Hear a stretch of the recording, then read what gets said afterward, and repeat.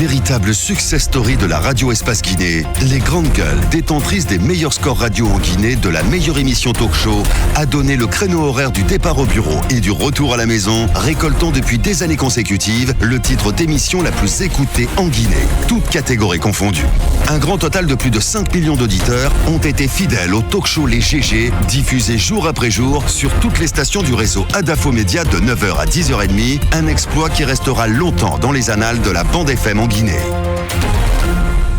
Vous le voyez à l'écran, direction Mali ce matin, mesdames et messieurs, avec notre invité de parcours, évidemment, c'est bien sûr monsieur Oumar Mariko, homme politique malien, leader du parti Sadi panafricaniste, voilà. Avec lui, on abordera évidemment le 72e anniversaire donc, du PDG RDA, assombri donc par les ennuis judiciaires de Mohamed Touré, fils du premier président de la Guinée indépendante. Avec lui, on va entamer le débat. Notre invité, Moussa Moïse, dans ce studio, monsieur Mariko.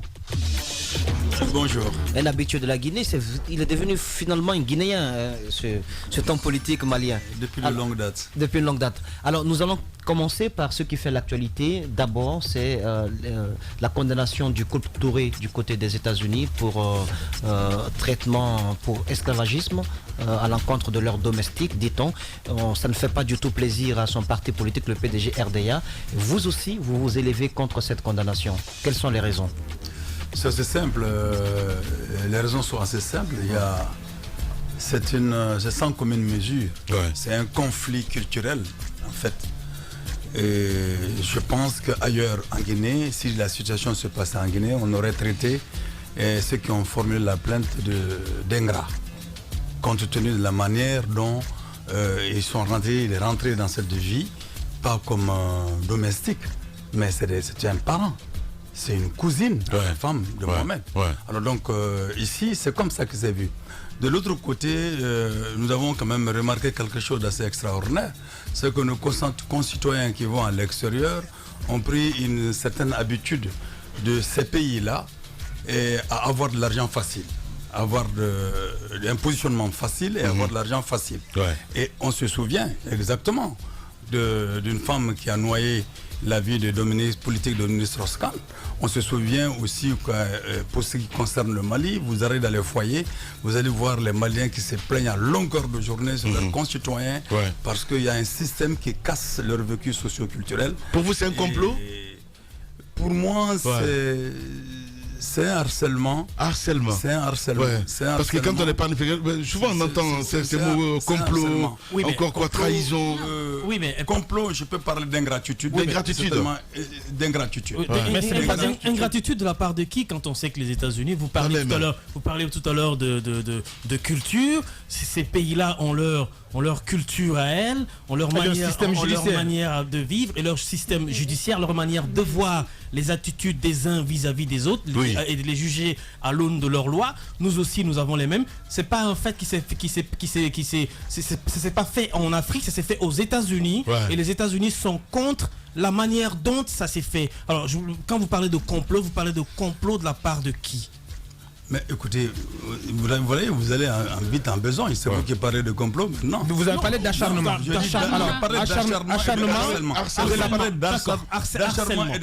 Harcèlement plutôt. Vous faites rapidement le pas pour aller. Les grandes gueules. Le mot harcèlement. Je remets harcèlement alors sur la table. Ceux qui ont porté la plainte, ce sont ces gens-là qui ont harcelé, qui sont allés sur des bases fausses. Parce que simplement, c'est à la recherche pécuniaire, tout le monde le sait là. C'est clair. C'est la recherche de positionnement et d'argent, c'est tout. Vous parlez de bases fausses. Les bases fausses, les bases morales, les bases éthiques. Ce qui a fait que le couple l'a accepté. On n'est pas venu le recruter. Mais vous-même, elle n'a pas été recrutée ici. Il y a des contradictions dans vos propos. Vous n'êtes pas cohérent. Vous n'êtes pas cohérent. Alors que vous dites elle n'a pas été recrutée ici comme domestique. Attendez, on va se comprendre. Elle a été acceptée. Vous dites comme membre de famille. Oui, mais vous dites mais on n'est pas en Afrique. Vous regardez cette affaire. Vous regardez cette affaire avec des lorgnettes des lorgnettes africaines. Alors que les faits se sont produits aux États-Unis, vous reconnaissez ici que les États-Unis, c'est une culture, c'est des pratiques, c'est un système judiciaire qui fonctionne autrement, totalement à l'antipode de ce que nous connaissons ici. Lorsque vous prenez cette affaire dans le contexte et à l'aune de tout ce qui est pratique et système judiciaire aux États-Unis, est-ce qu'on peut parler de harcèlement? Ah oui, absolument. On peut parler de harcèlement. Non. On a du mal à parler de harcèlement, ça ne... Je voudrais vraiment apporter la précision à M. Marico, parce qu'on parle d'esclavagisme. Vous savez, même ici, maintenant, les lois ont évolué. On parle même de traite des enfants. Quand vous partez, par exemple, faire un recrutement au village d'une fille, culturellement vous l'amenez. Oui, culturellement. Mais est-ce que c'est bon pour l'enfant? Est-ce que c'est bon pour l'enfant, pour l'émancipation de l'enfant, pour son développement personnel et pour son avenir? Ce qui se fait, c'est qu'on prend un enfant, par exemple, au village, on l'amène, on soumet l'enfant à des corvées uniquement. Il ne va pas à l'école, il ne travaille pas, il n'est pas payé.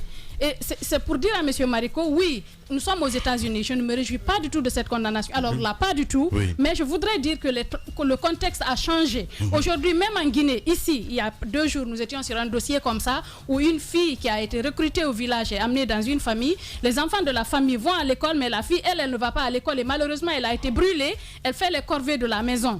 Elle n'est pas à l'école, elle est payée par mois et à un prix que vous n'allez pas imaginer. C'est pour vous dire que ça s'est passé aux États-Unis, oui. Mais aujourd'hui, est-ce qu'on peut parler utiliser le terme que vous avez employé par rapport à cela? Parce que là-bas, les droits de l'homme, on ne badine pas avec. On suppose que cet enfant qui est venu là pour aider le couple pouvait aller à l'école, pouvait avoir la même éducation que les enfants du couple. Est-ce que vous ne pensez pas que c'est dans ce cadre-là? Oui, dans ce cadre-là, de toutes les informations que moi j'ai réussi, l'enfant était traité comme quelqu'un de la famille. Et l'enfant n'a pas connu de discrimination particulière. Madame, ce que vous dites, j'en conviens. Il y a 2 niveaux. Il y a 2 niveaux, même 3 niveaux, sur lesquels nos sociétés doivent évoluer. Le premier niveau, c'est ce qu'on recrute comme des bonnes. Et vous savez, les traitements qu'ils reçoivent comme des bonnes. Il y a aussi celles qui viennent parce que simplement par des liens de parenté. Eux aussi, des gens qui envoient leur fils en adoption. Il y a ces 3 facteurs-là, ces 3 éléments dans notre société. Chacun vit l'adoption de manière différente. Et avec des familles polygamiques, même avec des enfants de même maman, les traitements ne sont pas forcément les mêmes. Alors donc, notre société, de là à aller traiter quelqu'un qui n'est pas venu dans un domaine de domestique, aller traiter les agissements ou le comportement de couple d'esclavagisme, ce mouvement est trop fort. Mais maintenant, quand vous parlez de la justice américaine pour dire qu'ils sont à cheval sur les droits, de quel droit de l'homme on parle? Vous n'allez pas me faire un glissement sur le plan politique, mais les Américains, de quel droit de l'homme on parle aux États-Unis? Moi, je ne vois pas ces droits de l'homme là. Comment vous jugez l'attitude des autorités guinéennes dans cette affaire? On avait posé la question au président Alpha Condé à un moment donné qui avait déclaré que la diplomatie guinéenne travaillait aussi, suivait l'actualité de Mohamed Touré et de son épouse. Les grandes gueules. Mais est-ce qu'on peut dire que la Guinée n'a pas suffisamment défendu Mohamed Touré? Est-ce qu'elle en avait les moyens, même si elle en avait envie? Est-ce qu'elle en avait les moyens? Du moment que vous avez parlé de droits de l'homme, de respect des peuples, etc. Les Américains, la justice américaine est devenue ici en Guinée, qu'on a créé, violer les dispositifs légaux de la Guinée. Et Alpha Condé s'en est offusqué et il a condamné. Il a condamné. Il a condamné cette façon de faire de la justice américaine. Donc, on ne parle vraiment pas de ça. Et pour ce qui me concerne, je pense que les autorités guinéennes ont encore des possibilités d'agir. Et je pense que leur réaction, bien qu'ayant aimé la réaction d'Alpha Condé par rapport au processus qui a été mal tenu par les autorités judiciaires, mais je considère que sa réaction est encore très timide et il peut faire plus que suivre simplement cette situation. Monsieur, qu'est-ce qu'il doit faire? Marico, qu'est-ce qu'il peut faire? Rappelle Babacar, s'il te plaît, homme politique malien, leader donc du parti Sadi, notre invité ce matin, allez-y. Non, j'insistais, peut-être Moussa, avant de vous passer la parole, j'insistais pour dire, oui, vous dites que sa réaction est timide pour l'instant. Qu'est-ce que vous attendez du président Alpha Condé sur ce dossier? Que doit-il apporter? Comment doit-il agir pour peut-être, parce que c'est une condamnation, elle est établie, que peut-il faire pour changer le cours des choses ou obtenir une quelconque clémence en faveur du Mohamed? La procédure n'est pas terminée. La procédure n'est pas terminée, il y a une procédure en appel. Donc, il y a une procédure en appel. Vous savez que le droit américain, c'est du business et de l'argent. Oui. C'est très clair. Donc, il y en a une autre d'ailleurs qui vous donne raison. Docteur Marico, j'ai quand même une question à poser très rapidement pour vous dire. Aujourd'hui, Mohamed Touré est certainement défendu par des avocats américains dans le cadre d'un procès qui se déroule sur le sol américain pour des faits de traitement qui, chez nous, pourraient être qualifié de culturel. Est-ce que c'est lui-même qui l'a dit, hein? Est-ce que voyez-vous, est-ce que Mohamed Touré chez nous, ce n'est même pas un traitement. Est-ce que Mohamed Touré, selon vous, a les bons défenseurs derrière lui? Ces avocats qui connaissent pas très bien la culture de notre pays, comment ce côté de la chose peut être pris chez nous? Est-ce qu'il a les bons défenseurs avec lui, selon vous? Mais il a des bons défenseurs qui sont dans leur contexte. Il y a des bons défenseurs. Maintenant, la Guinée, Alpha Condé pourrait évidemment accompagner ses avocats, accompagner avec des avocats, pour que ces avocats aussi agissent en faisant ressortir d'autres éléments de droit. Même d'autres éléments de droit. Moi, je trouve que la Guinée ne fait absolument rien pour défendre ses compatriotes à l'étranger. Je prends pour exemple le cas de ce monsieur qui en est devenu fou, Diallo Cravate, qui a eu des démêlés du côté du Congo, si je ne m'abuse. Et après, il a perdu le self. Les grandes gueules. Il est irrécupérable. On n'a même pas fait un peu pour le défendre. Ce n'est pas propre à la Guinée, hélas. Parce que ce n'est pas propre à la Guinée. Non, ce n'est pas propre à la Guinée, hélas. Et c'est un de mes griefs contre les dirigeants africains. Ça aurait été un Américain. Dans une situation de cette nature-là, la diplomatie américaine allait faire parler le ministre des Affaires étrangères de la Guinée. Ou faire parler le ministre des Affaires étrangères du Mali ou d'ailleurs.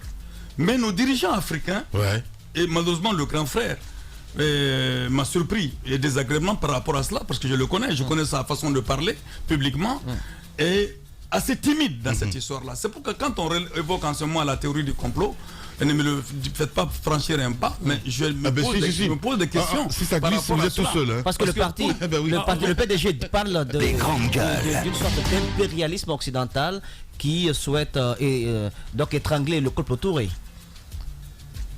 Et moi, je ne dirais pas faux. Parce que quand même, Mohamed Touré n'est pas n'importe qui. C'est certes un citoyen guinéen, mais c'est quand même le fils d'un homme qui a incarné une ligne de conduite complètement contraire avec les prises de position américaines et françaises sur le continent africain. Et aujourd'hui, beaucoup de gens se retrouvent dans cette lutte-là. Certainement différemment. Donc il paye pour les prises de position de son papa. Justement, est-ce qu'il paye pour les prises de position de son défunt papa? Moi, je pourrais dire oui. Quelque part, je dirais oui. C'est trop facile. Oui, je dirais oui. Et surtout quand je vois aussi des articles de presse qui sortent de gens qui ont raté l'occasion de se taire, qui commencent à... La maison de Mohamed Touré qui a été saisie récemment, si je m'appuie sur un article qui est récemment paru dans la presse en ligne en Guinée, où la femme de Sékou Touré, notamment André Touré, précise que cette maison lui avait été offerte à l'époque par le président Félix Houphouët-Boigny. Et donc, c'était pas lié à des transactions d'argent. Mohamed Touré ne l'a pas payé cette maison de sa poche. Non, Mohamed a quel moyen pour payer une maison? Et regardez même ici à Bamako-Conakry, si on dit que ça c'est l'aura de Ahmed Sékou Touré, l'aura que Sékou Touré a incarné sur le plan international, africain international. Quand on voit cette aura-là et qu'on voit le traitement affligé aujourd'hui à comment Mohamed peut avoir de l'argent pour payer cela? Comment expliquer aussi le silence de certains pays dans lesquels son père, notamment l'ancien président Sékou Touré, a agi personnellement en aidant ces pays-là à sortir de la colonisation. Vous savez, la plupart du temps, le Ghana, le président Sékou Touré est quand même un emblème. Comment expliquer le silence de ces pays-là face à cette situation que vous savez, c'est l'ingratitude et la lâcheté. Je n'ai pas plus de ce mot à dire.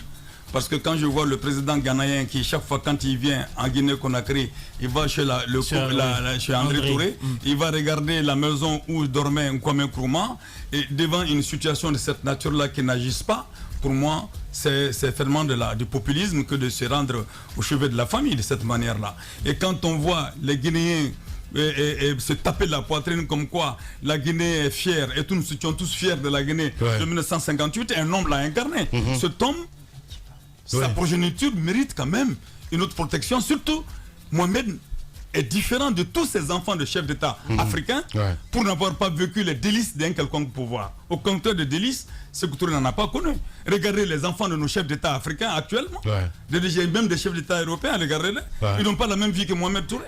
Alors donc, l'éducation qu'il a, c'est pourquoi nous sommes tous embêtés. L'éducation que Mohamed a ne peut pas faire en sorte que Mohamed soit un esclavagiste. C'est trop fort. C'est trop fort. La coalition. Qu'est-ce qu'il faut faire maintenant? Selon vous, la coalition de ces différents pays que j'ai cités, des pays dans lesquels le père de Mohamed Touré est intervenu personnellement, selon vous, on aurait pu dire que la Guinée serait diplomatiquement certes faible face aux États-Unis, mais est-ce que la coalition de ces pays-là peut aider un temps soit peu au-delà de l'Union africaine? Est-ce que l'Union africaine pouvait se saisir de cette la Guinée, Sékou Touré avait été dirigée la Guinée, elle n'était pas plus dotée que maintenant. Mais c'est une question d'homme, de détermination et d'engagement. Sékou n'a baissé la tête, n'a fait baisser la tête de la Guinée devant aucune puissance étrangère. Ni l'Union soviétique, ni les États-Unis, encore moins la France. Il n'a jamais. C'est cette fierté-là que aujourd'hui sur lequel beaucoup de gens sont en train de faire leur beefsteak aujourd'hui. Donc c'est pas une histoire de. La Guinée n'est pas un pays faible. C'est des dirigeants qui peuvent rendre le pays un pays faible. Le Mali n'est pas un pays faible. Nous ne sommes pas des pays faibles. Arrêtons et ayons confiance en nous-mêmes et sachons que pendant 21 ans, et c'est écrit, la tactique de lutte, de combat à la guerre de l'Almami Samori Touré se trouve dans les manuels d'éducation des militaires français. Alors donc de ce point de vue, comment on va parler de la faiblesse là? En tout cas, ce que nous allons faire, nous allons saisi qui est de droit, et nous pensons que les populations, la société civile guinéenne, des partis politiques, nous, l'URDA. Qui avez-vous saisi? Nous allons saisir, nous avons déjà saisi certains chefs d'État africains. On n'a pas encore saisi le président guinéen, on va saisir les chefs d'État et puis voir leur réaction dans le cadre de l'URDA. Voilà. Monsieur Oumar Mariko, homme politique malien, leader du parti Sadi, donc notre invité ce matin. L'actualité peut-être dans ce pays, si on a fini avec le couple Touré, bien entendu, il s'agit de ce qui a touché le monde entier, parce que l'opinion publique internationale a été assez touchée par le massacre dans un village de Gossagou. Et ça continue, il y a encore quelques tueries. Il y a 4 jours, il y a le président Ibeka a cru... J'ai cru comprendre qu'il a pris une mesure drastique, d'abord en mettant fin à cette confrérie de Donzo, et aussi en mettant en place un gouvernement un peu large d'ouverture, avec à sa tête un jeune Premier ministre. Est-ce que tout ça, ce sont des réponses qui peuvent vraiment apporter une solution à la crise? D'abord, le président Ibeka n'a pas mis fin à cette histoire de Donzo. Il y a eu une annonce, mais il ne peut pas, les milices d'Ozo ont été très clairs, il ne peut pas mettre fin à notre existence. Parce que nous ne sommes pas protégés par l'armée régulière. Alors je suis d'accord avec vous que ça ne leur donne pas le droit de faire ce qu'ils font. Mais en réalité, quelque part, ces Dozo aussi, ces milices sont la création des gens d'autour d'Ibrahim Boubacar Keïta. Et il en a connaissance. Deuxième chose, il a changé de Premier ministre suite à la mobilisation populaire de ces derniers jours. Il a changé de Premier ministre, mais à mon avis, le problème n'était pas dans le changement de Premier ministre. Il devait changer de façon de gérer. Et il a ramené comme Premier ministre un homme qui était décrié il y a juste 15 jours avant sa nomination par les enseignants, par les magistrats qui sont en mouvement, par le monde du travail qui était en mouvement. Il a fait venir à la tête de la primature et il a ouvert son gouvernement à certains qui voulaient être... qui voulaient grandes gueules. Mais ce n'est pas la réponse qu'Ibrahim Boubacar Keïta devrait donner au mouvement, au soulèvement populaire, ce qui a fait que des partis comme nous avons décliné l'offre de cet accord politique qui n'en est pas un, et nous avons décliné la participation au gouvernement. Alors, vraiment, dernière question, je ne comprends pas, parce que même le principal parti d'opposition a amené un ministre au sein de ce gouvernement. On a pu rencontrer, lorsque nous couvrions la présidentielle, on a pu rencontrer Thieblé Dramé, qui était très caustique, qui avait des mots très durs contre le régime IBK, mais aujourd'hui il a été fait ministre des Affaires étrangères. Cherchez leur logique ailleurs, parce que si c'était une logique de défense du peuple, il n'y serait pas là avec cet accord, et aussi avec un premier ministre concocté par Ibrahim Boubacar Keïta, et à reconnaître dans l'accord qu'ils vont suivre le programme présidentiel. Alors donc, qu'est-ce qui a changé pour que... Les grandes gueules. Un mot de ce qui se passe dans certains pays de l'Afrique. Je parlais ici du Soudan, mais aussi de l'Algérie. Vous avez suivi ces actualités sur le continent. L'Algérie, le président Bouteflika, donc assez vieillissant, à la santé déclinante. Vous n'allez pas écouter cette émission, il y a tellement de choses à dire. Alors donc, moi aussi, j'ai pas une petite gueule. Hein. Mais vas-y, allez-y. C'est pour ça que vous avez dans l'émission. Donc, parce qu'en fait, vous êtes en train de vouloir arrêter l'émission, etc. Alors, bien sûr que oui. Alors donc, je n'irai pas de la Guinée si vous ne me donnez pas une aisance sur le plateau. Alors, on y va. Je parlais du Soudan. Je parlais du Soudan où il y a un accord un accord intervenu entre les civils et les militaires sur 3 ans. Et il y a aussi le cas de l'Algérie. Comment vous regardez ces révolutions entre guillemets? Moi, c'est des révolutions silencieuses. Moi, je souhaite que ça continue. C'est les peuples qui sont en train en ce moment de s'exprimer. Parce que vous savez, la transmission du pouvoir en Afrique, comme je l'ai dit tantôt sur les antennes, la transmission du pouvoir en Afrique se fait par des élections, et malheureusement les élections sont biaisées. Des fraudes électorales, l'achat de conscience, l'argent qui circule, l'administration qui rentre en jeu. Alors, ils ont pris le pouvoir sur des bases de cette nature-là, ils ont détruit les économies au service des populations. Les populations n'ont pas d'autre solution. Hier, c'était les militaires qui sortaient, qui font leur coup d'État. Bon, tout le monde a crié haro sur cela. Cela n'est pas supportable quand ce n'est pas avec le peuple. Ça, je suis d'accord avec ça. Cela n'est pas supportable quand ce n'est pas avec le peuple.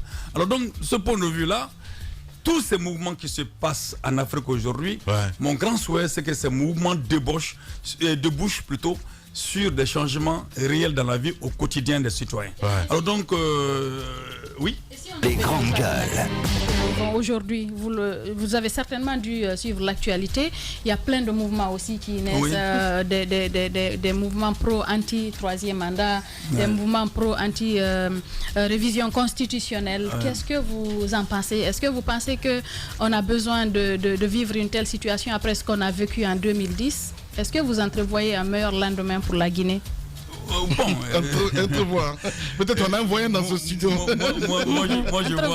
je suis dans un coma, et quand on se bat pour les masses, il faut toujours entrevoir un meilleur lendemain pour la Guinée. Mais moi, ce que je veux vous dire, s'il y a un combat qui m'a jamais mobilisé en République de Mali, c'est le combat pour un 3e mandat. Mais le combat anti-révision constitutionnelle m'a mobilisé, et pour les raisons suivantes. Les grandes gueules. En 2002, quand Alpha Mor Konaré voulait un 3e mandat, et il y a eu de fortes mobilisations contre lui, et IBK s'est retiré de son groupe pour pouvoir continuer ce combat contre le 3e mandat. Mais j'ai été très clair. J'ai dit le 3e mandat de Alpha va être le premier mandat de IBK ou de Amadou Touré, parce que c'était les deux en vue. Vous savez pourquoi? Parce que moi, je mène un combat contre un système politique. Vous voyez toutes les démocraties africaines, vous voyez les assemblées nationales, vous voyez les gouvernements, les assemblées nationales sont bourrées d'affairistes. Et regardez bien les assemblées nationales. Oui. Elles sont bourrées d'affairistes. C'est un centre d'affaires. Elles sont bourrées d'affairistes. Et il n'y a pas la parole. Il n'y a pas la parole des paysans. Il n'y a pas la parole des ouvriers. Il n'y a pas la parole des artisans ici. Ça veut dire que de 90 à nos jours, les démocraties africaines sont des démocraties au service de l'Occident, des affaires. Vous savez, des affaires à l'interne, et des démocraties qui sont des garantes des richesses extérieures de nos différents pays. Ils ont transformé nos pays, ils ont ramené nos pays à l'étape première. Mais qu'est-ce qui nous dit aujourd'hui que vous, demain, si vous êtes président... Attendez, parce que c'est bien de... Allez, on va dire, c'est bien de tirer sur les autres. Demain, vous êtes président de la République du côté du Mali. On enregistre tout, vous savez. Oui. Mais moi là, écoutez, tous les jours j'ai dit à tout le monde que les propos que je tiens contre un régime, c'est des armes pour me battre. Et je pense aussi en même temps que c'est ma boussole pour faire différemment. Donc si je le dis, notez cela aussi. Parce que je vais vous dire une chose. Quand je dis regardez toutes ces démocraties-là. Et nous sommes revenus à l'économie coloniale. C'est-à-dire nos pays sont transformés purement et simplement en pourvoyeurs de matières premières pour l'économie internationale, pour les puissances internationales. C'est dans cela. L'agriculture est liquidée. Et si moi je suis au pouvoir, je reprends avec l'agriculture. L'industrialisation aussi est liquidée. L'école et la santé, un de mes combats d'ailleurs, c'était de dire qu'il faut rendre obligatoire pour les pouvoirs, dans les constitutions, que l'école, la santé, le travail soient une obligation pour les dirigeants. Pour l'instant, dans les constitutions, c'est des droits pour le peuple, mais ce n'est pas des obligations pour les États. Donc, pour dire simplement que ces démocraties-là, les combats qui se font, vous allez voir, ils rentrent dans le gouvernement, ils sortent du gouvernement, ils sont opposants aujourd'hui, demain ils sont au pouvoir, etc. Nous sommes dans cette les anciens aussi qui se recyclent. Nous sommes dans cette passe-là. Et les anciens qui viennent avec de bonnes idées, qui renoncent à ces idées et qui n'expliquent pas leur virage au peuple. C'est quoi? C'est à refaire cette démocratie. Donc ces mouvements qui sont en cours aujourd'hui dans les pays africains, et il faut se battre que ces mouvements soient politiquement plus consistants et qu'ils drainent. Il draine plutôt les masses laborieuses. Vous avez vu les mêmes mouvements en cours aujourd'hui en France, les Gilets jaunes. Les Gilets jaunes. Il y a des gens, on ne pouvait pas imaginer qu'en France, il y a des circonscriptions où il n'y a pas d'école, où il n'y a pas de santé. Donc, ça veut dire simplement que la démocratie de la boule et la démocratie de ceux qui sont aujourd'hui en France, ce n'est pas une démocratie, c'est la démocratie des affairistes, des parasitaires pour ce qui concerne l'Afrique. Il a lâché le mot finalement. Oumar Mariko, allez-y. Dans notre voyage, on a quitté le Mali, on est en Guinée. On va continuer sur le. On n'a qu'une minute, mon cher En une minute, on peut arriver à Dakar avec monsieur Bariko pour dire qu'à Dakar aussi, le président Macky Sall, qui a été élu dans des conditions extrêmement difficiles, puisque on s'est ténébreuse même, il faut le dire. Ténébreuse et tout ça, est venu et il a supprimé le poste de Premier ministre. Alors, d'aucuns parle de concentration de pouvoir et donc de la naissance d'une dictature voilée. Mais à mon avis, ça va du Mali au Sénégal. C'est devenu contagieux. La concentration de l'économie et des finances entre les mains du Premier ministre, qui est lui-même dans la poche du président de la République, et de l'autre côté, le Premier ministre qu'il faut faire disparaître. S'il le remplaçait par un pouvoir populaire, et j'aurais compris, mais en réalité, c'est la concentration du pouvoir, c'est la dictature personnelle qui est en ce moment en train de se construire. Mais ça, ce sont les limites, les limites des systèmes dans lesquels nous sommes aujourd'hui. Et ces limites-là vont forcément, obligatoirement, pousser les peuples à réagir et à sortir un système beaucoup plus cohérent. Et c'est ce qu'il faut espérer. Bien. Allez, merci beaucoup en tout cas, M. Mariko. J'aimerais tellement vous garder dans ce studio. Je suis là jusqu'à dimanche. J'aurais souhaité vraiment des débats beaucoup plus précis et n'ayant pas, comme la place de la langue, c'est pas la poche, et ayant toujours ma langue dans ma bouche et dire ce que je pense de nos pays. Ça, c'est le virus espace. Merci beaucoup. Véritable success story de la radio Espace Guinée, les grandes gueules, détentrices des meilleurs scores radio en Guinée de la meilleure émission talk show, a donné le créneau horaire du départ au bureau et du retour à la maison, récoltant depuis des années consécutives le titre d'émission la plus écoutée en Guinée, toutes catégories confondues. Un grand total de plus de 5 millions d'auditeurs ont été fidèles au talk show Les GG, diffusé jour après jour sur toutes les stations du réseau Adafo Média de 9h à 10h30, un exploit qui restera longtemps dans les annales de la bande FM en Guinée.